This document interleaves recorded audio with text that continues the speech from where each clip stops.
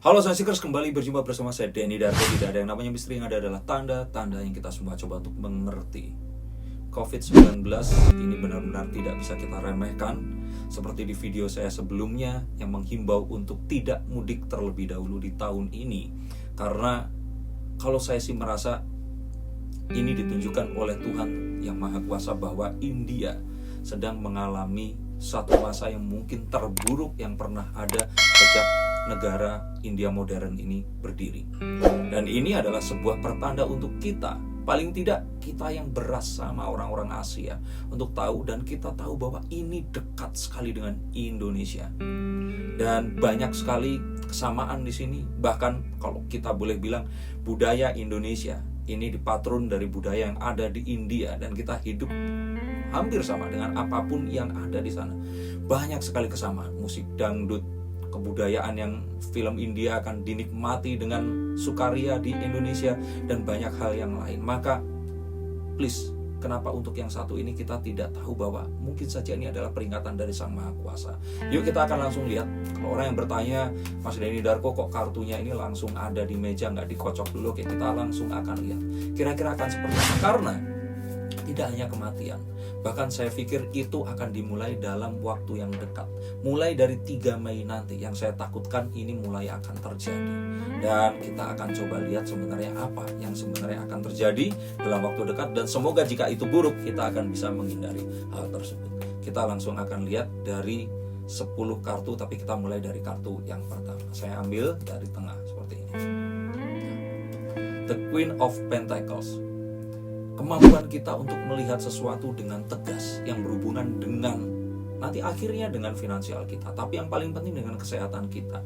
Ini adalah bahwa kita harus memisahkan antara apa yang terjadi secara sains atau scientific dengan apapun yang kita yakini dan menjadi nilai mutlak, yaitu ketuhanan. Banyak orang yang mengatakan bahwa ya sudah, saya percaya Tuhan saya lebih besar daripada COVID. Coba katakan itu dan lompat dari gedung tingkat 5. Minimal masuk ke GD, 90% pasti akan mati. Tidak ada apapun yang akan melegalkan menggunakan satu keyakinan agama melawan sesuatu yang sudah diciptakan mungkin ratusan ribu tahun, bahkan sebelum Tuhan merangkum semua kebenaran itu dalam sebuah agama, yaitu gravitasi, yaitu virus, yaitu banyak hal yang memang mungkin saja virus COVID ini lebih tua dari peradaban manusia itu sendiri. Kita tidak pernah tahu. Tapi yang diminta di sini adalah please dengarkan apa kata para saintis. Itu juga yang diucapkan oleh Menteri Kesehatan India, yang akhirnya mengatakan bahwa dengarkan kata saintis. Ini adalah saatnya kita lupakan semua hal yang sifatnya itu keyakinan kita terhadap apapun festival yang ada, dan dengarkan kata saintis. Karena saat ini penggali kubur, pembakar jenazah di krematorium itu sudah tidak bisa tidur lagi, dan mereka sudah benar-benar kewalahan di India sana. Kematian memuncak, bahkan yang harus kita tahu, kita tidak pernah, kalau kita ingat, India itu pada awal 2021 itu mengalami penurunan nilai COVID 10 kali lipat lebih ringan dibandingkan sebelumnya. Artinya sebelumnya yang kasusnya kalau nggak salah itu 97.000, itu menurun drastis hanya menjadi 9.000. Jadi 10 kali lipat lebih ringan. Dan ini rupanya membuat orang-orang ini menjadi lebih santai, lebih rileks lagi menjalani protokol kesehatan, yang akhirnya mereka sekarang melalui sesuatu yang luar biasa karena meningkat 30 kali lipat. Dari 10 kali lebih ringan, sekarang 30 kali lipat. Saya susah mengucapkannya karena saya nggak kebayang ini seperti apa. Coba tonton video COVID-19 di India. Itu bukan special effect, itu bukan film, itu sesuatu yang nyata yang saat ini terjadi saat kita sedang menyantap makan sahur kita, buka puasa bersama teman-teman kita, dan nongkrong di kafe. Ini adalah sesuatu yang saat ini, detik ini terjadi di New Delhi, India. Dan itu bisa dengan sekejap mata ada di depan kita jika kita lalai melakukan apapun yang harus dilakukan untuk menghadapi tsunami COVID-19 yang ini ditakutkan akan terjadi. Jadi ingat, ketegasan kita seperti seorang ratu dan kemampuan kita menghandle situasi yang berhubungan dengan finansial dan kondisi kesehatan ini akan sangat penting ke depannya. Simpan uang kalian, jangan hambur-hamburkan, karena jika ini terjadi, kita perlu uang cash untuk menghadapi ini. Dan saya akan cek lagi apa yang kira-kira sebenarnya membuat ini semua terjadi. The Ten of Pentacles. Saat terus kemudian di akhir 2020, saat India sudah mengalami ini semua orang bersuka cita. 10 kali lipat loh itu turun dan mereka semua happy. Protokol menjadi longgar, uang dihambur-hamburkan kemana-mana. Dan ini terjadi, benar-benar terjadi di mana-mana. Protokol yang benar-benar dibuka ini tadi membuat orang-orang tidak mengenakan masker. Mereka bepergian dengan santai, mereka pergi nonton bioskop dan hal-hal yang mereka biasa lakukan karena mereka merasa rindu. Orang-orang India ini mirip dengan orang-orang Indonesia. Semuanya diselamatin, semuanya difestivalin. Mereka hobi banget ngumpul satu sama lain. Street food di mana-mana. Dan ini yang membuat ini semua semakin parah. Orang-orang menganggap bahwa ini saatnya berpesta, ini saatnya kemenangan. Tapi nyatanya, ternyata sekarang hingga hari ini, konon dikabarkan sudah ratusan ribu kematian yang terjadi. Dan sudah tidak terhitung lagi kesedihan yang muncul karena ini. Jadi ingat, protokol ini yang menyebabkan itu semua terjadi. Dan harapannya kita semua tetap ingat, kenakan masker kemanapun kita pergi. Ingat bahwa virus ini tidak memiliki kaki, tangan, atau sayap. Siapa yang menyebarkan? Kita semua, manusia yang menyebarkan. Mereka hanya bisa terbang dalam radius yang pendek.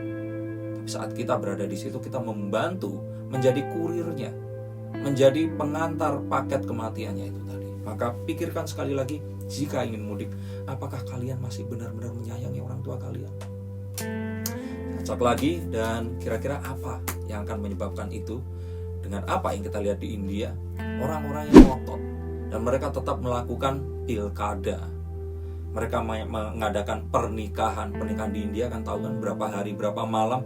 Dan yang paling parah adalah mereka ngotot dengan alasan keagamaan, ketuhanan, dan keinginan mereka berkumpul dengan orang-orang di sekitar mereka mengadakan festival keagamaan. Nah, ini yang harus hati-hati. Kalaupun ternyata kita masih tetap ingin melakukan apapun itu, tetap harus perhatikan protokol kesehatan, jaga jarak. Kalau ternyata pergi ke tempat ibadah saja itu bisa menyebarkan penyakit, apalagi pergi ke mall dan sebagainya. Hindari ini. Ini sesuatu yang harus kita waspadai. Kalau ternyata mau beli barang, belilah menggunakan aplikasi atau marketplace. Sama-sama saja. Kalaupun ternyata ingin ketemu, tunda lagi sedikit lagi. Tidak saat seperti sekarang ini. Dan kalau kita lihat lagi di sini bahwa ini semua terjadi karena adanya euforia terhadap vaksin. Kita itu happy, seperti orang yang duduk ini tadi. Semua kesenangan, perasaan yang ada muncul saat terus kemudian, oh sudah tervaksin. Ada kesalahan di sini, bahwa ternyata orang ini duduk itu di atas sebuah bangku kayu dan dia tahu bahwa dia duduk di sini tidak akan nyaman selama-lamanya. Dia tahu bahwa ini adalah duduk yang sementara. Ingat, vaksin tidak membuat kita kebal terhadap penyakit. Vaksin hanya akan meringankan simptom atau gejala yang muncul sehingga tidak terlalu mematikan kepada kita. Kabar baiknya, kalau terinfeksi kemungkinan matinya akan berkurang. Kabar buruknya, artinya saat kita terinfeksi, kita tidak akan mati, kita akan merasa tetap sehat, sehingga kita akan tetap keluar dan membagikan penyakit itu kepada orang-orang yang lainnya. Kita akan menjadi malaikat kematian bagi orang-orang yang lainnya. Itukah yang kita inginkan? Dan kita akan acak lagi hingga 10 kartu agar kalian puas, agar kalian masih bertanya-tanya akan mudik atau enggak, mudik atau enggak. Oke, saya ambil lagi di sini. The King of Pentacles. Akhirnya para punggawa kesehatan ini mengatakan bahwa hal yang lain ini disebabkan juga oleh sesuatu yang benar-benar terjadi mutlak dan tidak bisa dihindari, adalah mutasi dari virus itu sendiri. Nah, India mengatakan bahwa virus yang saat ini terjadi ini adalah virus yang berbeda dengan saat corona ini muncul. Virus ini memiliki double mutation, bahkan tidak tanggung-tanggung triple mutation dari virus yang sebenarnya ada. Jadi bayangin gini aja deh, kalau suka nonton Marvel, nah ini adalah super virus, ini sesuatu yang lebih mutasinya dia ini mengalami kekebalan yang mungkin saja ini lebih kuat daripada sebelumnya. Jadi please kita dengarkanlah para punggawa kesehatan, kita benar-benar taati mereka, karena mereka yang tahu yang terbaik untuk kita. Dan kita akan lihat lagi kira-kira pesan apa lagi dari kartu saya yang akan disampaikan. The King of Swords. Maka laksanakan semua protokol kesehatan, jauhi kerumunan massa, dan lakukan 3M. Cucilah apapun yang kita kenakan setelah kita pulang. Mencuci tangan berulang kali untuk melakukan sesuatu yang berhubungan dengan memasukkan benda ke dalam tubuh kita. Dan kita harus benar-benar memperhatikan protokol kesehatan. Ini semua terjadi dan harus benar-benar dilakukan lebih lagi, menggunakan masker dan sebagainya. Karena tanggal 3 Mei ini adalah titik tolak semakin naiknya semua ini. Titik tolak saat ramalan saya akan terjadi. Kenapa? 10 hari menjelang Ramadan berakhir adalah saatnya bukber bareng, belanja baju, ketemuan sama teman-teman yang lainnya, mulai bisa pergi beli baju dan sebagainya. Ini adalah sesuatu yang berbahaya. Maka sekali lagi hindari dan hindari lagi. Jika memang ini terpaksa dilakukan, lakukan protokol kesehatan. Karena kalau memang ini tetap terjadi, kalaupun kita nggak mudik, ya tetap kita akan menimbulkan kerumunan dan nggak ada, akan lebih parah dibandingkan bahkan kalau kita mudik. Maka dari itu bukan artinya kalau kita nggak mudik artinya kita boleh berkerumun, tidak. Kalaupun ternyata itu berkerumun, lakukan dengan bertanggung jawab. Dan please dengarkan baik-baik arahan dari para punggawa kesehatan. Kartu ketujuh,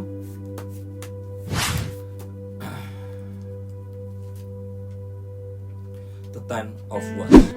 Jangan sampai apapun yang sudah kita lakukan selama kemarin, selama 1 tahun kita menanti dan ternyata belum waktunya ini, kita nekat melakukan ini dan kita gagalkan semuanya. Puasa kita yang sudah setahun 3 bulan itu pintu kompleks saya tutup, sehingga saya harus memutar lewat jalan kecil 1 mobil.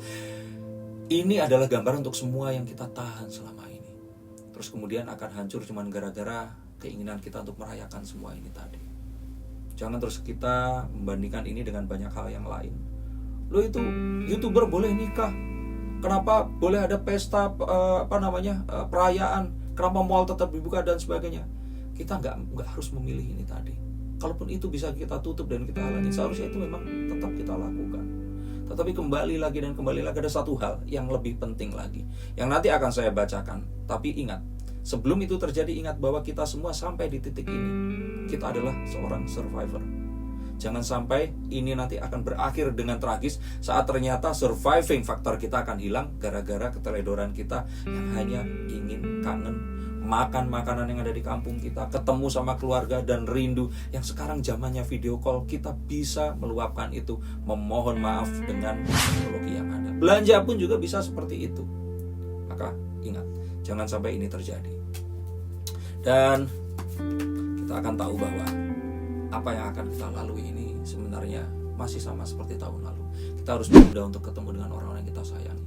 Kita harus tetap menahan apapun yang akan kita lakukan itu tidak kita lakukan untuk saat ini. Jangan pergi nonton dulu. Ya, kalau memang udah kangen dan sebagainya, mendingan beli TV yang gedean dan nonton di rumah. Kalau ternyata ingin pergi makan-makan bareng teman, ya kalau bisa gunakan masker, makan setelah selesai tutup lagi. Lakukan apapun. Dan ingat bahwa setahun ini belum ada yang berubah. Kalaupun itu ada vaksin, kelihatannya sekarang mulai lengang dan sebagainya, ini hanya menurun saja. Dan faktor penyebarannya jika ini bertambah, otomatis jumlah orang terinfeksi akan naik. Dan dengan ini akan menaikkan juga faktor kematian.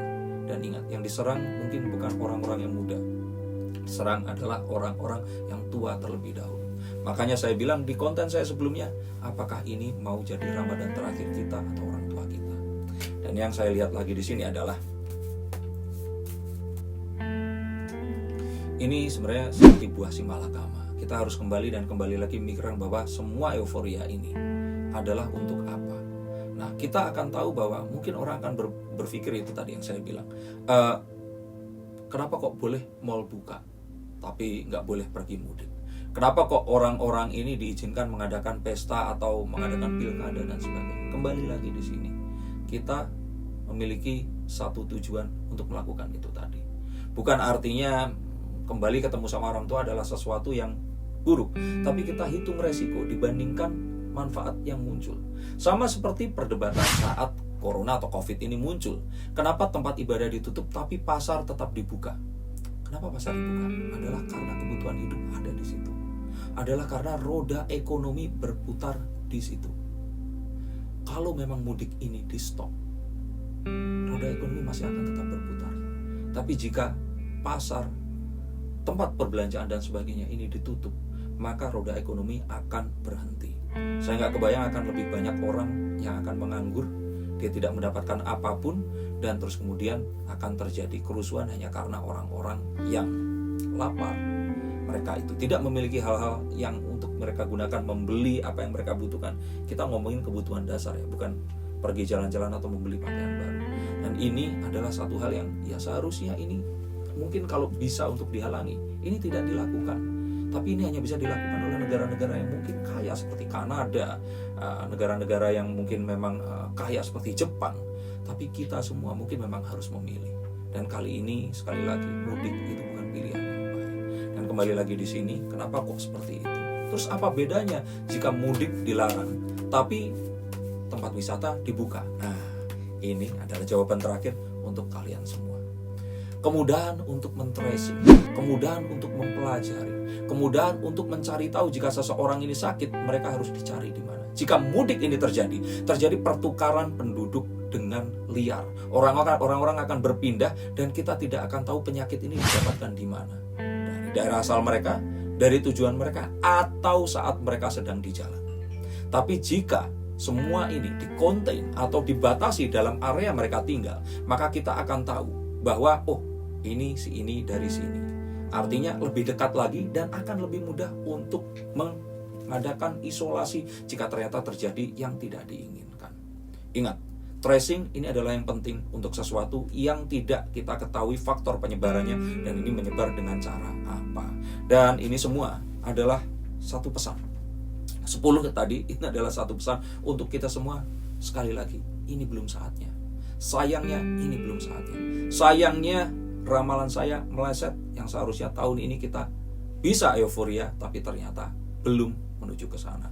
Dan please, kita harus tunda mungkin 1 tahun lagi, atau mungkin saja dengan kita menekan ini, nanti kita bisa akan mudik di bulan-bulan berikutnya. Loh, apa bedanya Mas Randy Darko? Bedanya jelas, nggak bareng-bareng. Kalau mudik saat ini dilakukan, maka semua orang, ratusan juta orang akan ada di saat bersamaan di jalan. Mereka akan menyebar dan saat mereka kembali, keadaan akan semakin parah lagi. Please, mohon dengarkan imbauan dari saya. Tidak ada satupun yang menyuruh saya untuk melakukan ini. Saya pedulian sosial saya kepada semuanya. Dan harapan kita tetap bisa ketemu dalam konten ini, di konten berikutnya lagi. Dan tidak ada seseorang pun di keluarga kita yang terjangkiti virus ini dan kemudian harus pergi untuk selama-lamanya. Terima kasih, sampai jumpa dan salam.